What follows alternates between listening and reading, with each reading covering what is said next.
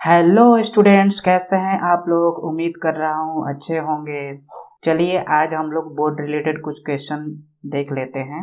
ये class 10th के लिए और क्लास 12th के लिए, बिहार बोर्ड या फिर सीबीएसई बोर्ड, सभी के लिए जो है यह जरूरी क्वेश्चंस हैं। तो चलिए देखते हैं। पहला क्वेश्चन है, आई सा a little blank place shivering in the rain. मतलब हुआ कि मैंने एक छोटे लड़के को बारिश में कांपते हुए देखा। यहाँ पे देखिए, यहाँ पे हम क्या भरेंगे, लड़के का सेंस आ रहा है, ना कि राहुल का सेंस आ रहा है।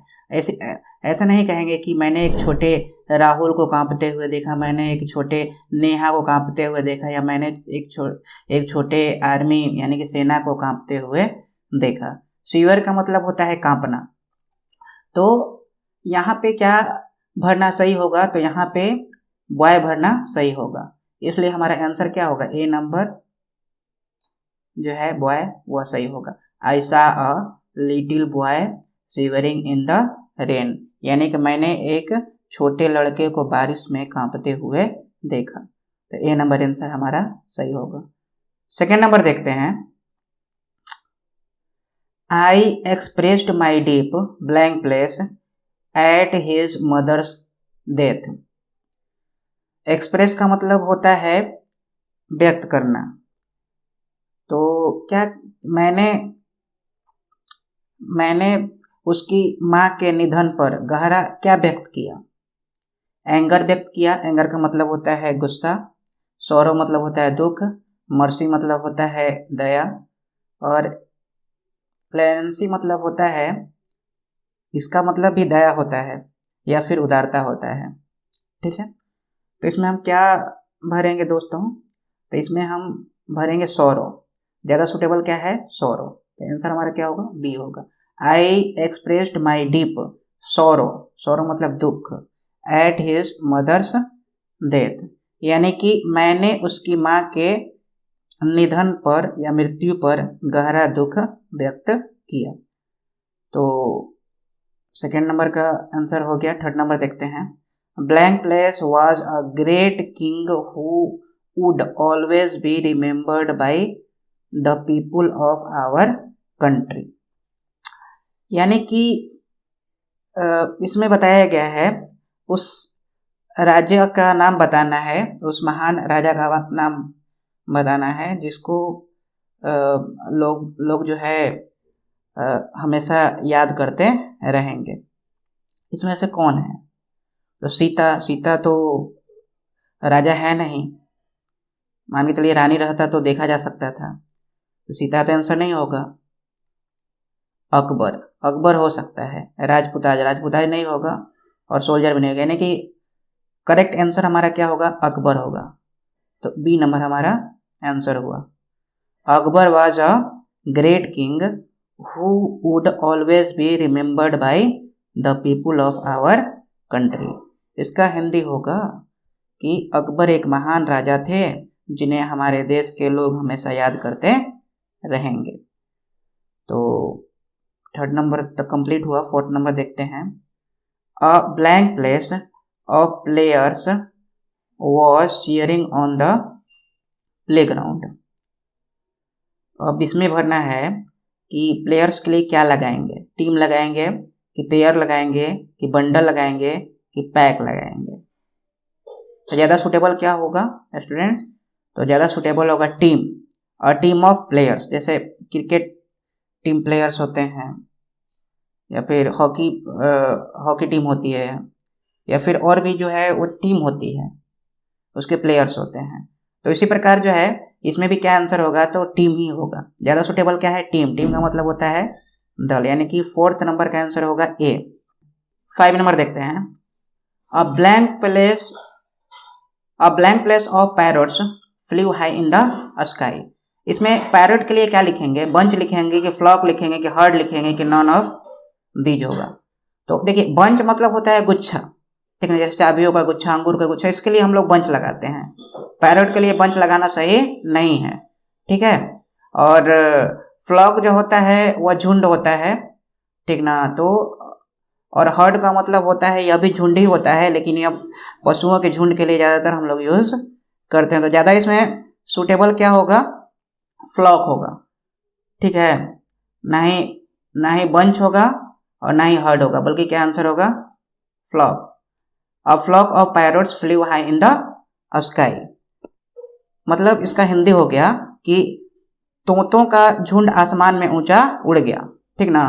बंच का मतलब तो बता ही दिए, गुच्छा होता है। और फ्लॉक का मतलब झुंड होता है, जो कि पक्षियों के लिए ज़्यादा सूटेबल है। हर्ड का मतलब होता है, इसका भी मतलब झुंड ही होता है, लेकिन पशुओं का झुंड होता है। तो यह पैरोट तो पशु है नहीं, इसके चलते जो है सी नंबर आंसर सही नहीं होगा। और नन ऑफ दिस, तो इसको हम मार्क करेंगे ही नहीं। तो बी ही आंसर क्या है हमारा, सही है। तो 5 का बी। 6 नंबर देखते हैं। We saw a blank place of lions at the century. Century का मतलब होता है अभ्यारण्य, जहाँ पे जो है शेर को या फिर दूसरे जंगली जानवरों को अच्छी तरीके से रखा जाता है, उसको कहते हैं सेंचुरी, जिसको हिंदी में कहते हैं अभ्यारण्य। तो इसके लिए क्या लगाएंगे, शेर के लिए हर्ड लगाएंगे कि फ्लॉक लगाएंगे कि ट्रूप लगाएंगे कि प्राइड लगाएंगे। तो हर्ड तो लगाएंगे नहीं, हर्ड पशुओं का झुंड, यानी कि शेर के झुंड के लिए हर्ड हम लोग नहीं लगाते हैं। फ्लॉक ये भी इसके पक्षियों के झुंड या फिर और दूसरे झुंड के लिए हम जो है फ्लॉक का यूज़ करते हैं। तो फ्लॉक भी आंसर सही नहीं होगा। ट्रूप मतलब सेना का दल, यानी कि सैन्य दल को हम लोग ट्रूप लिखते हैं, सैनिकों का दल। और प्राइड मतलब होता है शेरों का दल या शेरों का समूह। तो क्या हमारा आंसर होगा, प्राइड होगा। आंसर क्या होगा, लायंस के लिए क्या होगा, प्राइड होगा, ठीक है। तो 6 नंबर का आंसर हमारा क्या होगा, डी होगा। चलिए 7 नंबर देखते हैं। He has a fantastic blank place of coin and stamps. Fantastic का मतलब होता है शानदार, ठीक है।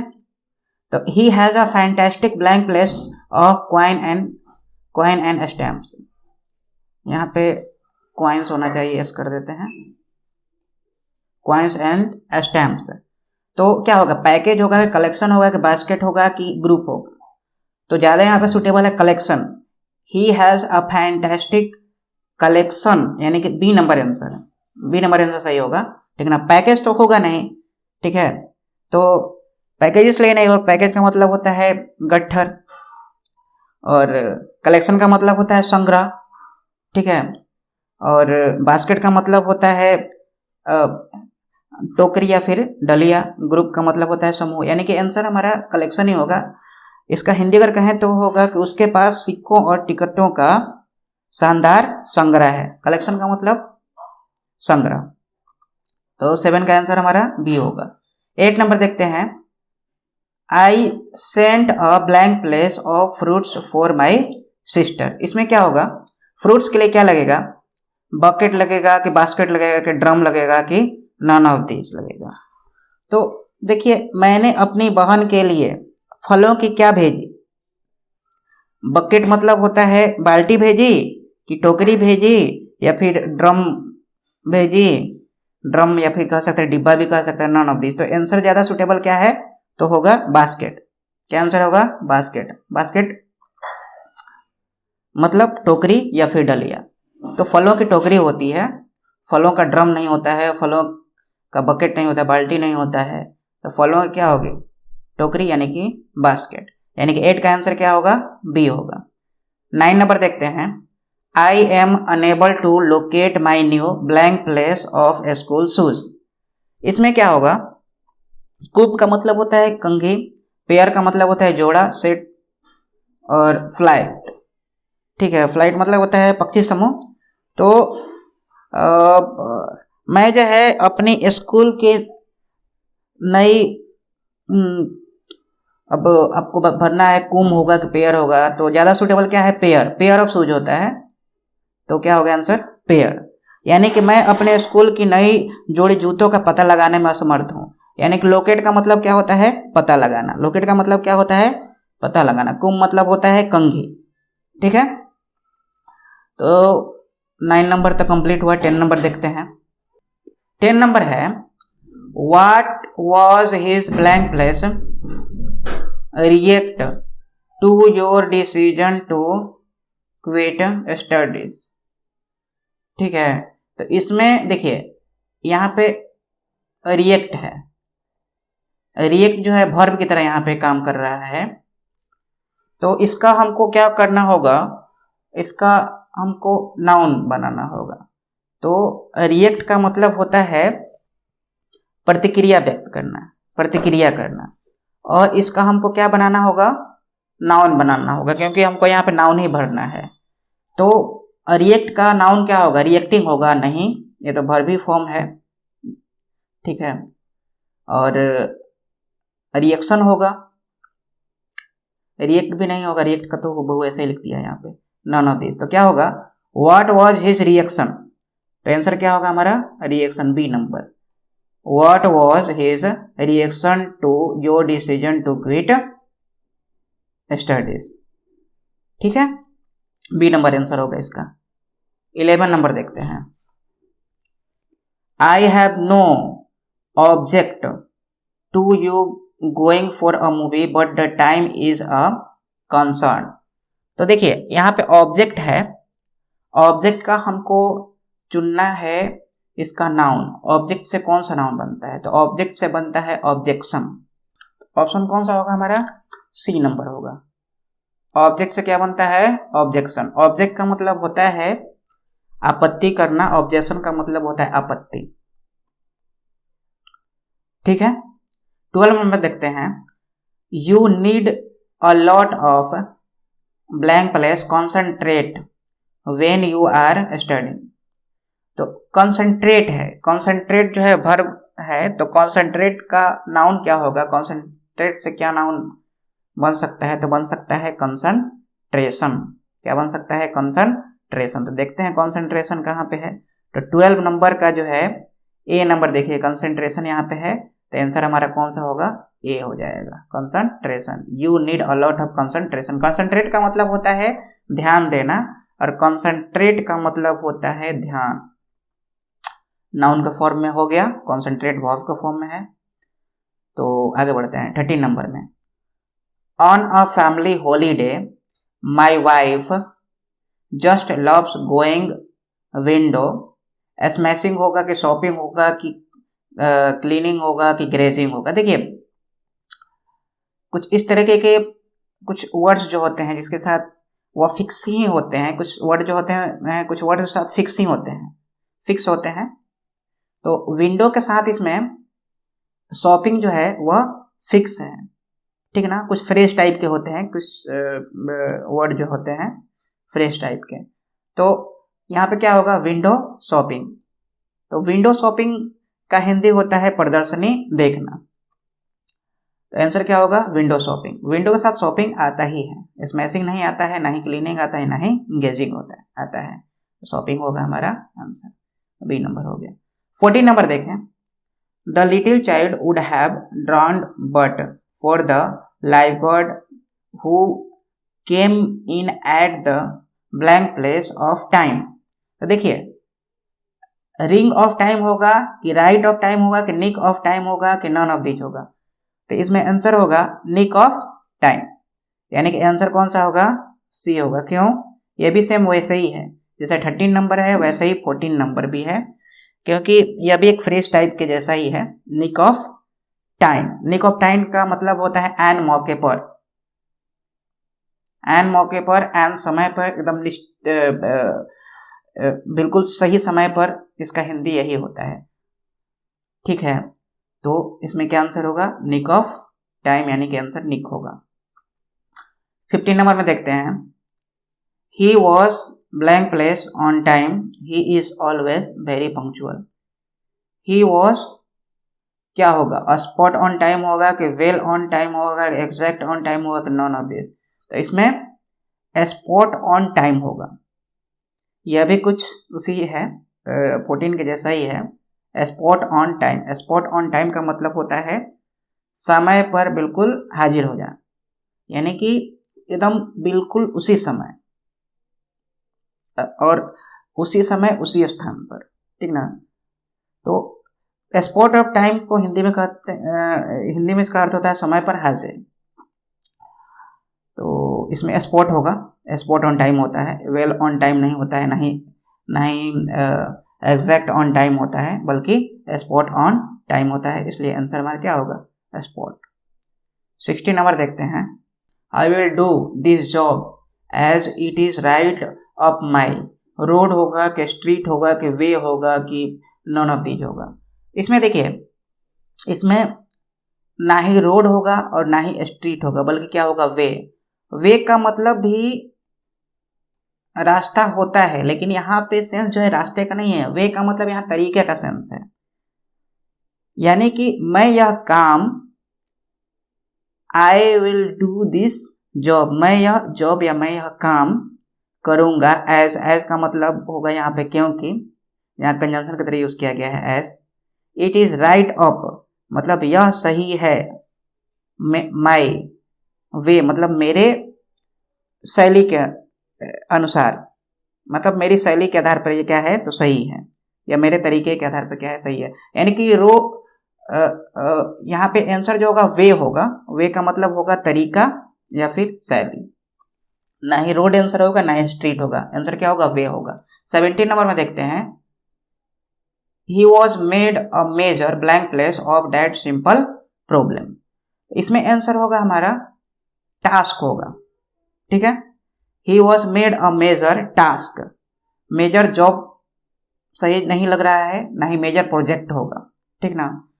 तो क्या होगा इसमें, इसमें होगा he was made a major task of that simple problem, यानी कि उन्होंने इस साधारण सी समस्या को एक बड़ा काम बना दिया, उन्होंने इस साधारण सी समस्या को एक बड़ा काम बना दिया। तो टास्क का मतलब काम हो गया, ठीक ना, जॉब लगाना सही ना, मेजर के लिए ज़्यादा सुटेबल है टास्क, ठीक है। तो ए नंबर हमारा आंसर सही हो जाएगा। 18 नंबर बहुत ही साधारण सा क्वेश्चन है। Bring me blank place of water, some glass होगा कि अ ग्लास होगा कि पीस ऑफ ग्लास होगा कि ऑल ग्लास होगा, तो bring me a glass of water, आसान सा क्वेश्चन है। I am looking for blank place for the Windows, मैं खोज रहा हूँ अपने विंडोज, फॉर द विंडोज के लिए, यानी कि खिड़की के लिए। तो क्या खोज रहा हूँ, खिड़की में क्या लगाया जाता है, ग्लास लगाया जाता है, ठीक ना। तो खिड़की जो है ग्लास से बना हुआ रहता है, तो ग्लास जो है अनकाउंटेबल नाउन हो गया, तो अ ग्लास तो सही नहीं है, सम ग्लास सही लग रहा है, मैनी ग्लास, मैनी जो है काउंटेबल नाउन के साथ लगता है, अनकाउंटेबल नाउन के साथ नहीं लगता है, और ग्लास का यहाँ पे प्लुरल ग्लासेस भी नहीं होगा, ये भी गलत है। और डी नंबर भी गलत है, क्योंकि ग्लास का प्लुरल ग्लासेस नहीं होगा, अनकाउंटेबल जो नाउन होता है उसका प्लुरल नहीं बनता है, इसलिए 19 नंबर का जो है आंसर कौन सा होगा, बी होगा, सम ग्लास। सम जो होता है काउंटेबल और अनकाउंटेबल दोनों नाउन्स के साथ लगता है। 20 नंबर देखते हैं। This chair seems to be made of blank place but it isn't, तो this chair seems to be made of, अगर कुछ किसी चीज से बना हुआ रहता है तो वह अनकाउंटेबल नाउन, जैसे आयरन है तो आयरन का तो प्लुरल तो होगा, जो अनकाउंटेबल नाउन होता है उसका प्लुरल नहीं बनता है, तो आयरन नहीं होगा, यह गलत है। सम आयरन, यह भी सही यहाँ पे नहीं लग रहा है। एन आयरन, आयरन को गिना नहीं जा सकता है, यह भी अनकाउंटेबल गिना नहीं जा सकता है, ना ये इसको सिंगुलर फॉर्म में लिखेंगे ना ही इसको प्लुरल फॉर्म में लिखेंगे। तो मतलब सिंगुलर फॉर्म करने का मतलब उसके पहले एन का यूज हम लोग नहीं करेंगे, ठीक है। तो ज़्यादा सुटेबल क्या है यहाँ पे, iron. This chair seems to be made of iron but it isn't. तो 20 क्वेश्चन जो है कंप्लीट कर लिए हम लोग, बोर्ड रिलेटेड क्वेश्चन थे ये। क्लास 10th क्लास 12th या तो बिहार बोर्ड हो या फिर सीबीएसई बोर्ड हो, सबके लिए बहुत महत्वपूर्ण क्वेश्चन है। तो हमको उम्मीद है कि आज नाउन का जो है पूरी तरह से हमने समापन कर दिया है। अगर इसके अलावा भी कुछ क्वेश्चन अगर आपके पास हैं तो कमेंट बॉक्स में उसको डाल सकते हैं। अगर मेरी वीडियो अगर आपको पसंद आई हो तो कृपया मेरे वीडियो को लाइक करें, इसको शेयर करें और मेरे चैनल को सब्सक्राइब कर लें। और कमेंट करने के लिए मैंने बता ही दिया, अगर कोई क्वेश्चन अगर आपके दिमाग में आ रहा है, कुछ क्वेश्चन अगर सॉल्व नहीं हो रहा है आपसे, तो कमेंट बॉक्स में डाल सकते हैं। तो थैंक यू दोस्तों।